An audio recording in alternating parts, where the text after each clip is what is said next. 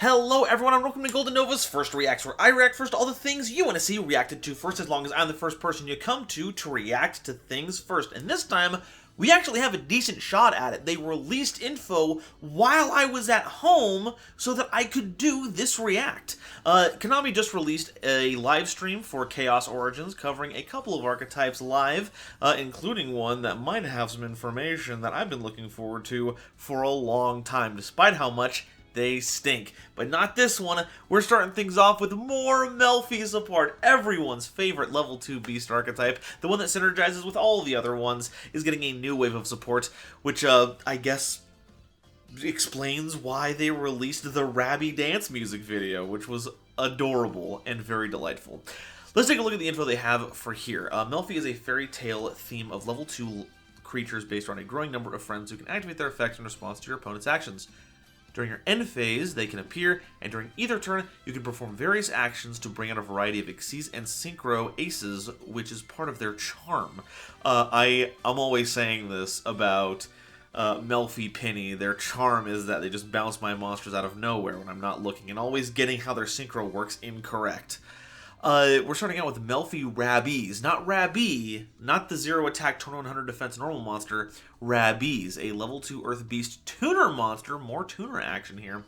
You can only use one of the first and second effect of this card's name per turn and only once per turn. So we've got a mutually exclusive effect. Ooh, they're cute. Oh, they're precious. Okay, so if your opponent normal or special summons any number of monsters, you can special summon this card from your hand. Then you can You didn't say that up here. Hold on. I know that they were only Xyz and Synchros beforehand. You did not say you're going to jump scare us with the fusion aspect. Then you can fusion summon a Melffy monster from your extra deck using monsters from your hand or field. If this card is normal or special summoned, you can add a Melffy monster from your deck to your hand. Then if it was a normal monster, you can special summon any number of beast monsters from your hand. Okay, so I think I know how they want this to work. So you activate this during the first effect during your opponent's turn to get the quick fusion summon. And you use the other effect during your turn, like you normal summon Melffy Rabbies, and then you get to bump all the monsters out of your hand, and it incentivizes you to play Melffy Rabby singular, the normal monster, so that you can get all of your monsters on the field immediately. Now this works differently from all the other Melffys, because generally they summon from your hand during the end phase, and then they have a trigger on the field whenever your opponent like attacks or activates a card or effect. In this regard, this is kind of like what Penny does, where it's like a little offset from what it normally does to utilize its specific function. But the two cool things about this is that you don't have to just get the normal monster. You can get any Melffy monsters. So if you're dying to get Pony or Kitty or any of those ones, or Catty, you can get them. But the alt effect where you get the normal monster summons any beast monsters from your hand. So it can be any of the off-theme cards that you're playing, and you get all of them on field immediately without having to wait for the end phase triggers, so it's easier to make your Xyz monsters or your Synchros or what have you. So this is pretty cool. And the fact that it's a tuner means that while it is a fusion enabler during your opponent's turn, if you normal summon this and then dump out a bunch of Melffys from your hand, you can use Melffy Rabbies to make the Synchro Melffy monster. So this is overall a pretty fantastic card. Holy cow, this is a great addition. Excited Melffys. 1 second, art check. the rabbit just carrying the other one. I dig this. This is great. What's this? That's great. It's adorable. I love it. Okay, Excited Melffys, level 4 Earth Beast Fusion Monster, 0 attack, 2500 defense, requires a Melffy monster and 1 beast monster as material. You can only use the first and second effect of this card's name each once per turn. First effect, if this card is fusion summoned, you can target an equal number of Melffy cards you control and cards your opponent controls, and return them to the hand. I love that kind of effect. Mutually assured evacuation. Second, if your opponent normal or special summons any number of monsters, or this card is targeted for an attack, you can target one beast monster in your graveyard, decrease this card's level by 2, and if you do, special summon that monster. So I think notably that can only happen one time. I don't think you can reduce a monster to below level 1. So you get 1 free revival. But notably that brings it back down to level 2, so you can overlay with it if you wanted to. That's fun. This is a fun card. This is a cool little addition to the theme. And then it's just like removal. If you don't want to keep it around, you just bump the cards back. And it's a shame that Melffy Rabby's effects are mutually exclusive, right? Because if you could, I mean, I guess it wouldn't work, right? Anyway, because if you summoned the Rabby, the fusion summon is contingent with its summon, so you wouldn't have a new chain where you could summon out the other Melffys in hand and then fusion summon for it. It would be off the field before it could activate its effect. So the downside is that you can't Melffy Rabby for a bunch of monsters out of your hand and then fusion summon for excited Melffys, which then gives you a number of cards that you can bounce back. You do have to kind of commit with it in a different way. Though, to be honest, I'm making up a bad situation here because the Melffys will regularly come out of your hand during your end phase. So as long as you've had a turn to do that, and then you do Rabbies during your opponent's turn, you will have a bunch of Melffys on board to make this happen. So honestly, this is all fine. And then it's a free... it gets any beast too. Once again, it's a big beast umbrella here. Also notably, it is Melffy cards that this bounces back. So there's at least one continuous spell. There's Staring Contest that you can return that's not a monster. So... Oh, and this also just hits cards in general too, not just monsters. This is pretty fun. This is pretty fun. Melffy... What? What? Why are you called that? Why are you called that?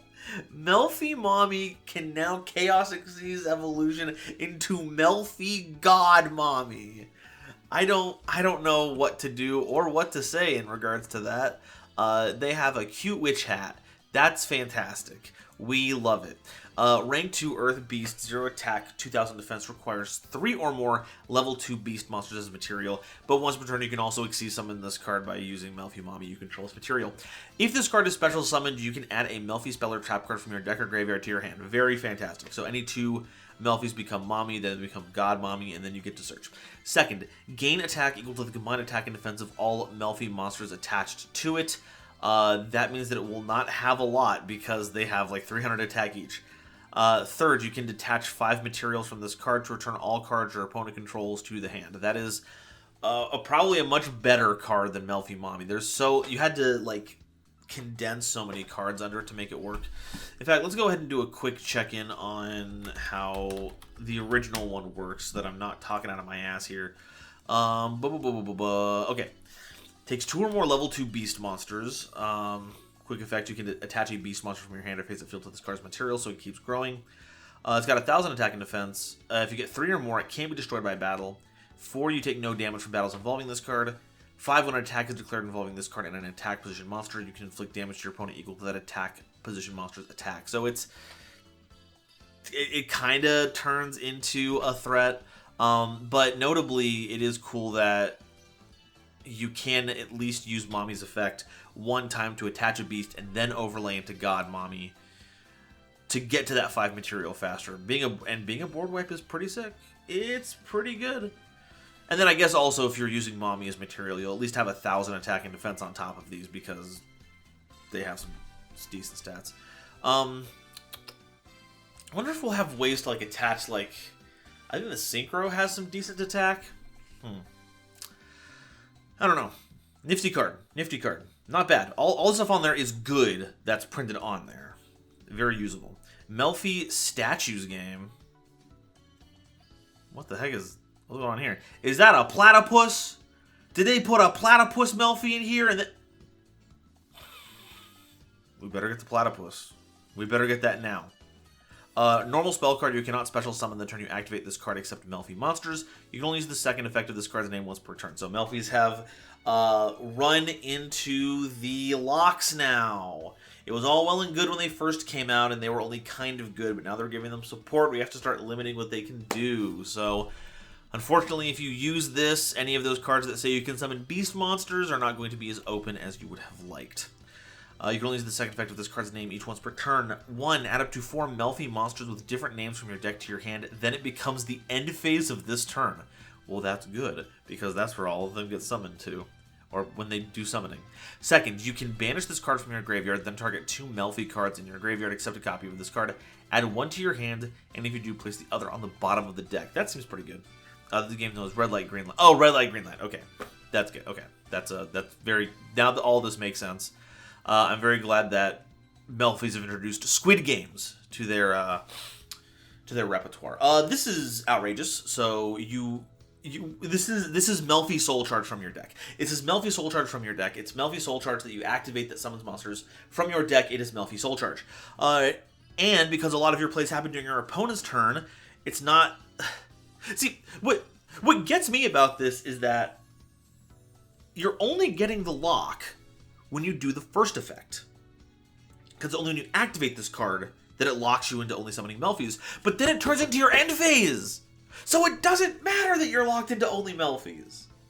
Second effect is just fine. Do that whenever. This is very, very funny. And very powerful, too. 4 different Melffy effects, being able to load all of those into the canister ready to go is sick. Like, this just sets you up for success immediately. This is outrageous. Hella card. Huh? Plus 3? With no downside? Crazy card. Exciting Melffy Time.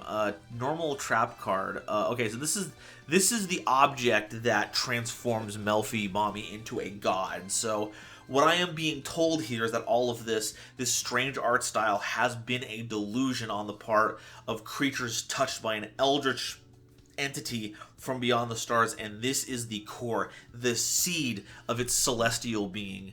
I'm looking very much forward to Melffy Bloodborne happening in the next couple of sets. Normal trap card, you can only use the first and second effect of this card's name each once per turn. First effect, target a Melffy monster in your field or graveyard, return it to the hand. Then you can fusion summon a beast monster from your extra deck using monsters from your hand or field as material. Looking up beast fusion monsters immediately. Boom, boom, boom. Any beast fusion monsters on the table. There are 23 targets. Are any of these notable? We're probably not making Amazonis. If we do Brugran, that would be hilarious. We have a couple of Chimera cards. Frecky's here. Jerry and Frecky are here. Claudius! Gladiator Beast mentioned! Guardian Chimera is funny, but unfortunately this is a trap cards effect, so we will not get any bonuses out of it. Invoked Magistus Omega, wait a second. Master of Ham, that's Beast. That's Beast time. It's flip stuff, but there's some good flip support in the level 2 Beast Cove that could work out. Ojamas, folks. I know how much we all love Ojamas. Okay, so there's something to be said there. I guess we'll see how well that gets used, because, like, I guess, how does it do it? It uses Fusion Summon using monsters from your hand or field, so it doesn't do anything weird with the material. It gets you back a material, and then you use them. So you could make the Melffy Fusion monster, and then bounce a whole bunch of stuff, or be ready to summon something. That's fine. That's a good effect. Second effect, if you control a Melffy Xyz monster, you can banish this card from your graveyard. Your Melffy monster is special summoned from the extra deck are unaffected by your opponent's activated effects this turn. Now, that's pretty good. That's pretty good. Making your stuff a tower's hard to say no to. So, okay, these are fantastic. Holy cow. It's hard to figure out a bad one out of the bunch here. These are, like, maybe a couple effects are a little subpar, but they are attached to cards that do things. So, be on the lookout for the stuff Melffys will be doing in the future. And maybe pick up a couple of sprites. Maybe Melffy sprite is back on the table. Who knows? Anything is possible when level 2 is on the line. Okay, next up we have new Pegasus cards. These will be adding to the Toon cards that we already saw. Thank you everyone who commented on that last video about it, by the way. I gained a much deeper understanding about how the cards are supposed to function when I had your reflections on it. It turns out that figuring out the interactions between Dark Rabbit and how the field spell swaps monsters around at Chainlink Hopping did not necessarily come across on a first reading for a reaction. But it's really sick how that all functions. But this is more based on Pegasus's more relinquished strategy. How's this gonna tie in? Dark Eyes Illusionist, Faceless Mage, level 4 illusion effect monster. So this is like the flip. Oh, it's got a cheeky little smile going on in there. I don't like that. I'm not happy with that. It is a level 4 dark illusion monster, and looking over, it does have the correct text on there. Thank you, Konami. But its first effect, you can discard this card, then activate one of these effects, but you can only use each of these effects once per turn. Place a mind scan from your hand or deck on your field face up, or add one other monster from your graveyard to your hand that mentions Toon World, then you can special summon it, ignoring summoning conditions. Ooh, okay. So it's a way to get Toons onto the field, or we get mind scan. So this is like it's a monster reborn, or that. So we're basically never wanting to get this onto the field. I don't imagine that this does anything like ancillary with other things. It doesn't even turn into a Toon itself. So despite the fact that it does have the correct effect for being an illusion monster, it doesn't really play with that at all. But they had to have it because it's an illusion monster. It's what is supposed to be printed on illusion monsters.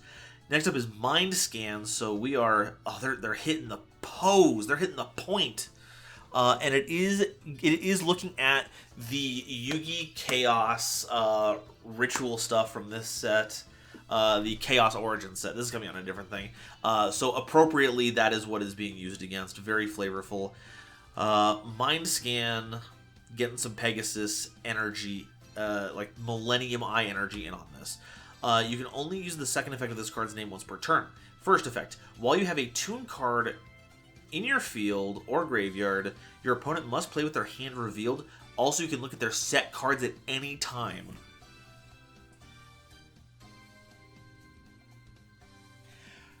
Okay, look, so we know Toons aren't meta, right?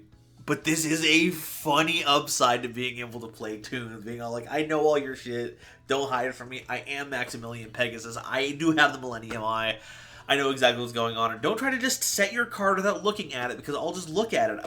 It's more powerful than Pegasus. You can't do the mind shuffle to keep yourself safe. Second, if you have a Toon monster and a Toon spell on your field or in your graveyard, you can declare the name of one card that was not activated and did not activate its effects in this chain. It was not activated.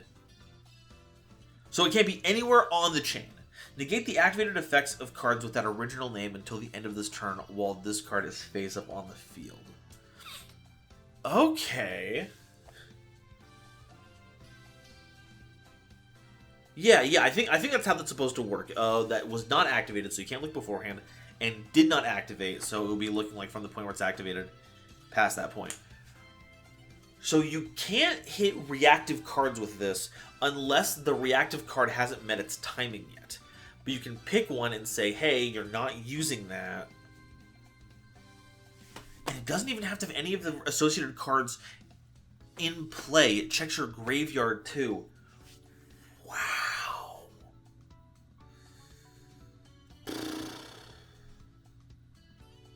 It's honestly huge. So, like, cards like, not Trap Dushu. What's it? No, Mind Crush. Cards like Mind Crush and Appointer of the Red Lotus are so powerful because they let you look at your opponent's hand when you use them. They have other ancillary effects tied to them. Mind Crush just gets rid of the card that gets searched out and you get to look. You used to be able to look because of game mechanics. Now you have to trust your opponent, so that's been removed. And Appointer of the Red Lotus's effect let you look at their hand and then get to pick. So you got to know. One of the things in Yu-Gi-Oh! That skill tests people is making calls, because it is a game of imperfect knowledge. You generally do not know what's in your opponent's hand, so you can't 100% know what they're going to be doing. That's why if you look at hands, you could probably tell who would win if everyone knew what that information was, but based on how they play it out, someone with a losing hand can still come out on top.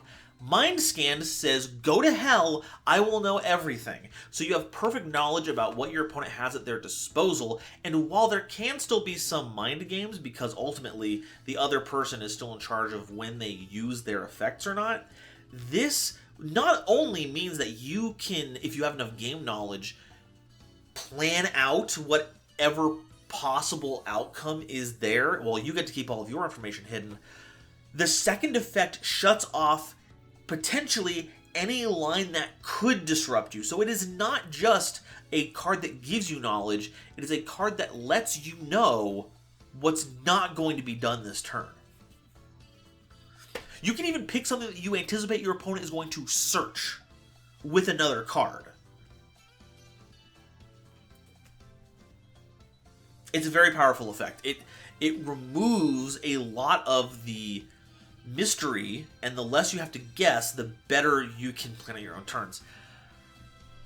This could be good. This could be scary good. If tunes are at all viable, this is a great reason to play the deck too. Keep an eye on it, folks. Keep an eye on it. Okay. So this is the one that I've been looking forward to, the S-Force cards. Like I said, they're stinky. Not only are their mechanics a little underbaked, the whole column-based thing is a fun way to utilize Yu-Gi-Oh's, I would say, unique board setup. But also, they're a bunch of interdimensional cops. Boo, dumb. Good job, Rappa, for escaping it and joining in the lesbian crime ring with your new girlfriend. But this appears to have, like, lore information on them. The interesting thing about S-Force is that they are another nexus of archetypes. They have characters from disparate themes in them, and we don't super know why or how. We have connected Psyframes and Time Thieves together with this, and maybe this will tell us more about it. So far, I've only had, like, Bulkhead, or Bridgehead. Bridgehead's the card. That gives us, like, the big dimensional overlaps that are the big connections that are going on. So we'll see if this gives us anything more concrete. What is the hidden truth of S-Force? Request for a special S-Force mission. Dear Provisional Squad candidates, our S-Force base Bridgehead has been taken over by some unidentified enemy entity. The main S-Force finds itself pursuing the suspects, yet their identity and motives remain unclear. Internal systems have been partially quarantined, and the chain of command has also been affected.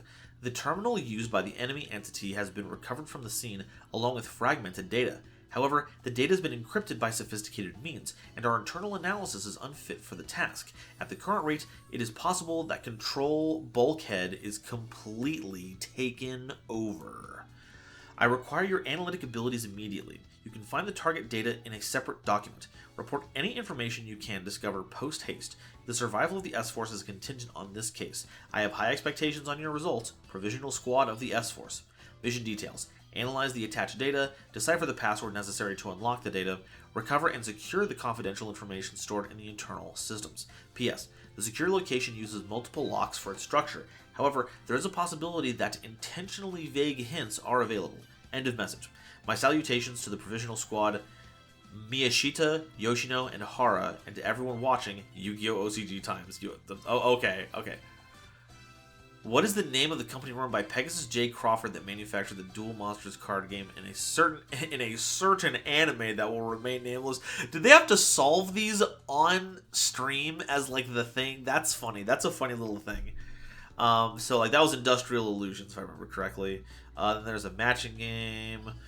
Who are they? It looks like it was, like, different classifications for each one. Okay. So that's cute. That's a fun little thing. But then now you have even more stuff, because if we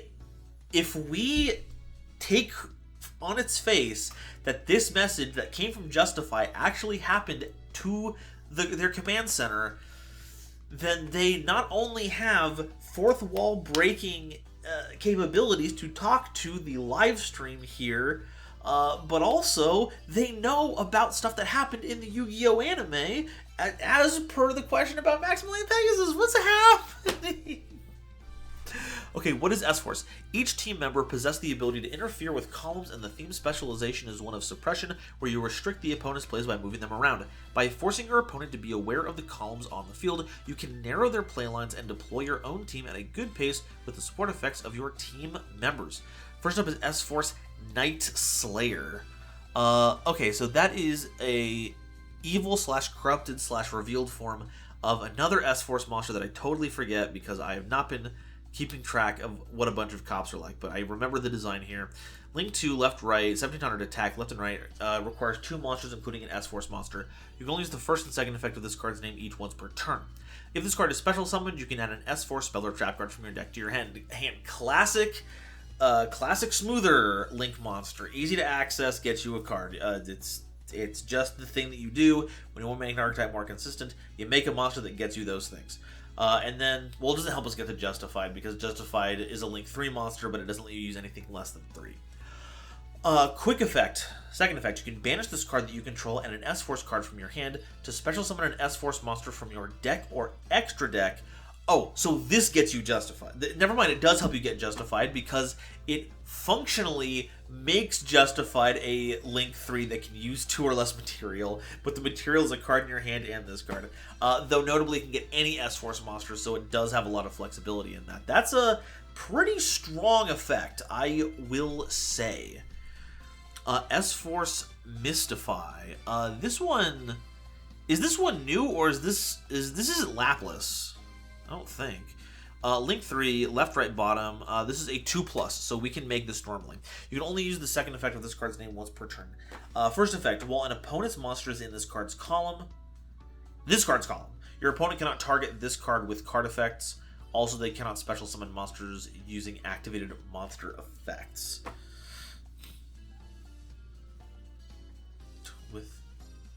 Okay.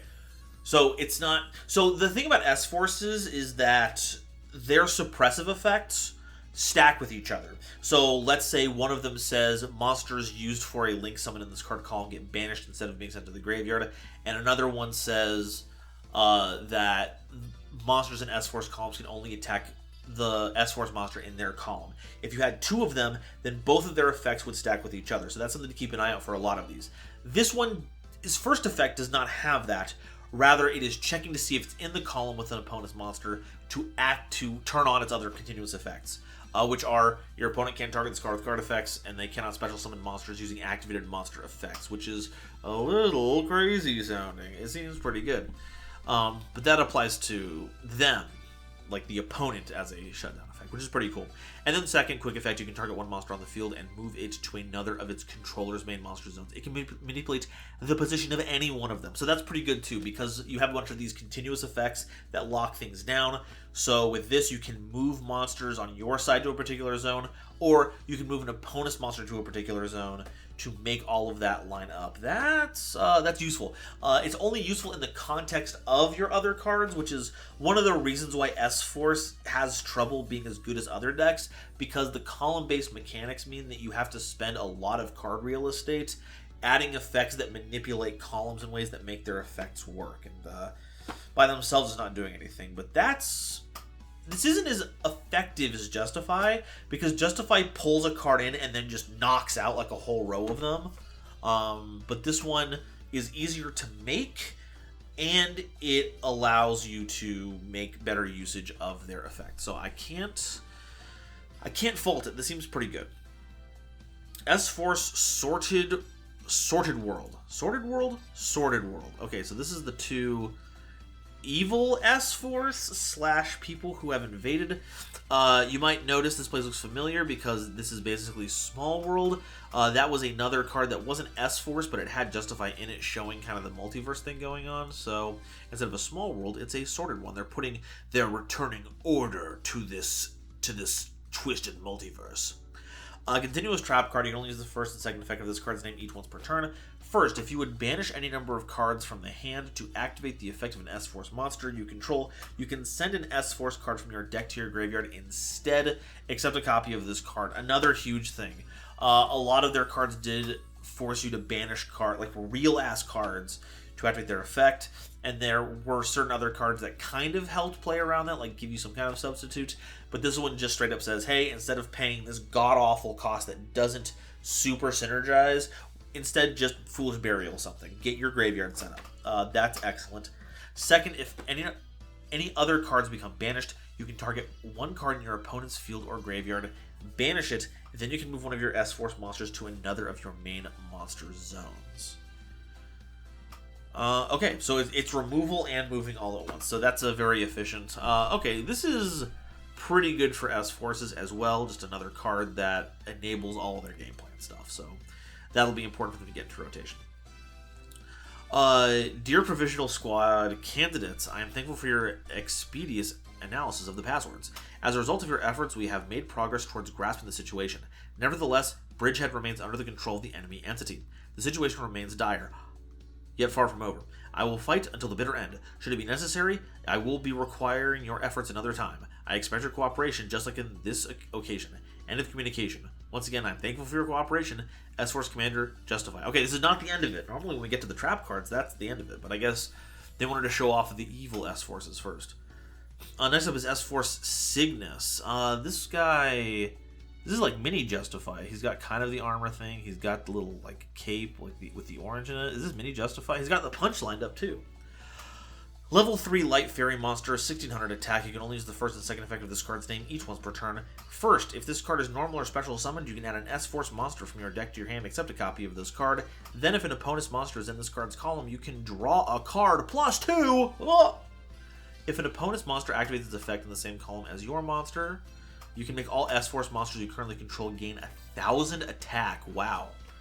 Okay, so this is another one of those things where it's if a monster effect activates in the same column as your monster, though notably, this does not say in the column of your S-Force monster, meaning that if you do a little off-theme synchroing or link plays or any of that stuff, you can still use those columns to trigger the effect, but the boost only applies to S-Force monsters. That's pretty good. Is Justify... S-Force Justify. Folks, does it have 2600 attack? Does it have 2600 attack? It has 2600 attack, folks. We are so knowledgeable about stuff. Also, notably, because it's a Link monster, it doesn't have a defense, and this card has 0 defense. So, very flavorful design. Oh, get this out of my eye. Ugh. Alright, next up, S-Force Origin. Wait, what? What's this image I'm looking at here? Is that the Justify suit, and this is Cygnus? This isn't like an origin thing. You're just showing the guy get to the suit, but we have we don't know why. What? You can only use each effect of this card's name once per turn. First effect, special summon an S-Force monster from your hand, grave, or banishment, but banish it when it leaves the field. That's fine. Second effect, if another card becomes banished while this card is in your graveyard, you can banish it. Take 2 S-Force cards from your deck, accept a copy of Origin, banish one, and send the other to the graveyard. This didn't tell us anything! Are the evil entities aligned with another one of the people? Like, was SP involved at all? Were the Live Twins involved? Are the Live Twins part of this? Which of course we know they're part of it because there's been art that puts the two of them in the same place. We don't know anything. This didn't add anything to our understanding. Man. Whatever. Sure. Just tease me. Tease me with one of the most interesting possible crossover sets ever and then give us nothing about it. Am I missing something? Like, what's... Like, is his hand looks a little messed up. Why is that a problem? What's going on with that? Is it supposed to be like a time loop? It should be a time loop thing. That's the time thieves thing. This is a multiverse thing. I don't know. I don't know. Also, why is it called S-Force Origin here, but it's Solve Factor? Do they all say Solve Factor on there? They do, so it's a different thing. Because, like, this one has, like, it doesn't have, like, a big buckler on the hand. So, I don't know, like, that might be a different, I don't know. We didn't get it. It doesn't look like we got anything big or special out of these S-Force cards, knowledge-wise. Boo! Once again, the cops are disappointing me. What should I have expected? But they are pretty good for S-Force. If you're a fan of the archetype, then I am positive that all of these cards have a big impact on how you'll be playing the deck in the future. And my hats are off to you. Next up, Pot of Procrastination. Folks, what do we say here on this channel? If I cover it, there will be cards for it. The Pot of Greed video is not even cold yet, and now we are adding another spell card to the mix. Thank you, everyone. It is time for Pot of Procrastination, a normal spell card. You cannot activate Pot of Procrastination for the rest of this turn after this card resolves. Also, draw cards equal to the number of cards your opponent controls. Then if you drew 2 or more, place the same number -1 from your hand on the bottom of your deck in any order. Okay. So you're not getting to keep all of them. So it's the same amount -1. So I didn't read the card when they posted it, but people were posting about it, and they said that this was mulliganing. And like what? That kind of is, right? Because if you have a 5-card hand, you play this, you have 4 cards. Well, let's go 6. 6-card hand because let's say your opponent has stuff on the board. So let's say they have 4 cards. So you play the Pot of Procrastination. You draw 1, 2, 3, 4. And then you gotta put back that many -1s. You gotta put back 3, so that's 1, 2, 3. Yeah, you're back at 6 cards. So you will always be at the point that you were beforehand. Unless your opponent only has 1 card, in which case this is Upstart Goblin. So that's hard to argue with. And bottom deck in any order. So this is a card that is... So it's not... The use cases for this is obviously any decks that run garnets or bricks that you don't want to see in your opening hand. This gives you a way to put them back into your deck, and even if you draw them off of Pot of Procrastination, you do get to put them back into your deck. It also doesn't hit you with any other restrictions. There is no half battle damage. There's no, you can't draw cards with card effects for the rest of the turn. The only thing is that you cannot play multiple copies of this in a single turn, but even if you draw multiples of them, you can just shunt those to the bottom of your deck when you draw them, so playing 3 copies of this is only bad when you're going first and your opponent has no cards to play, like on their field. So I think that's one of the things that keeps this from being an automatic 3 of in every deck, to just help you sculpt a better hand. But going second, you know, if you anticipate you're going second, then you just put this in your deck and you go a little wacky, go a little silly. This will probably see play. This will probably see play for sure. Especially because it's like, you have to stop this when it shows up, right? Like, if your opponent is playing this, they are looking to improve their hand. And not that they wouldn't play it anyway, because it would just be free looking at more cards to make their hand. But it's going to make their hand even better than it was before. There's not a way for it to be worse than it could have been. Because if you just draw a bunch of useless-ass cards, you can just put back the ones that you drew so that you don't see them and you just have the same cards you had beforehand. So it is always optimal to negate this card when possible. So it's either going to fetch negation or it is going to improve your hand. This is a wild card. This is going to see a lot of play. I guarantee this is going to see a lot of play because no deck is going to turn down the opportunity to get a better opening hand. I think the idea of mulligans in Yu-Gi-Oh! Has been floated every once in a while, and there hasn't been an official answer about why we don't have it.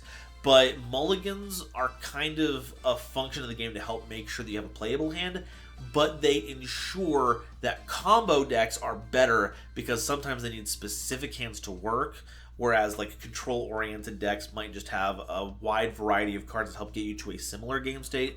Combo decks require specific ones. This helps you get into those hands that make that happen better than a deck that whose majority of cards do the same thing and just kind of create a incremental advantage engine.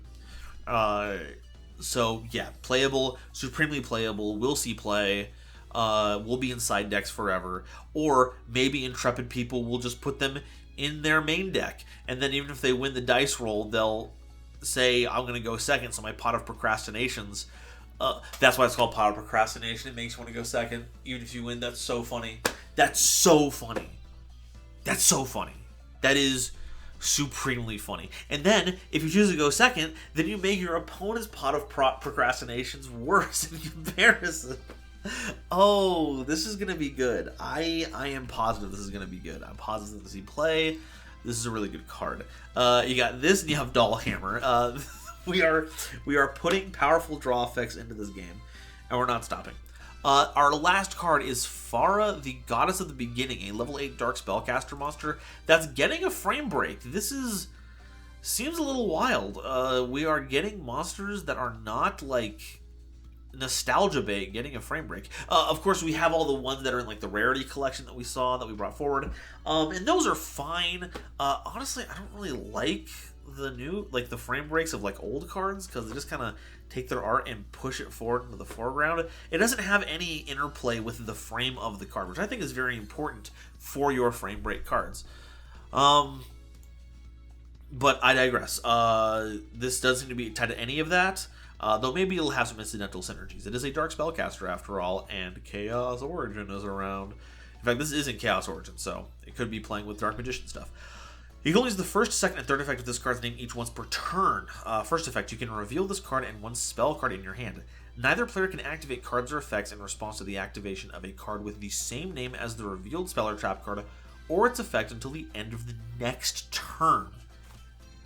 So,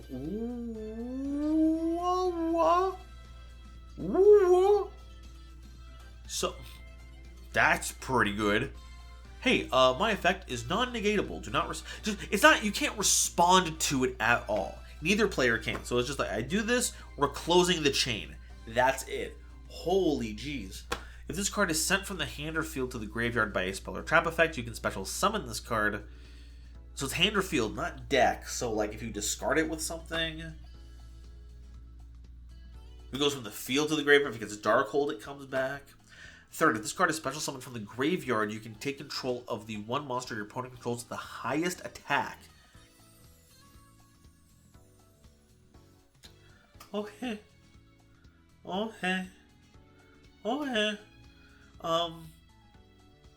So it's got a good effect when you play it.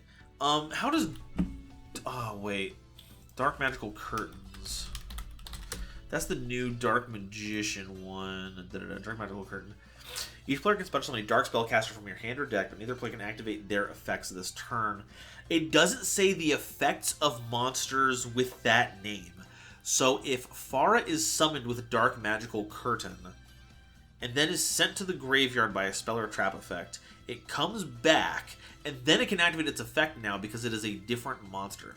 How's the overframe looking? The overframe is exactly in the style of the new ones. They just took the card and they posted it over the frame.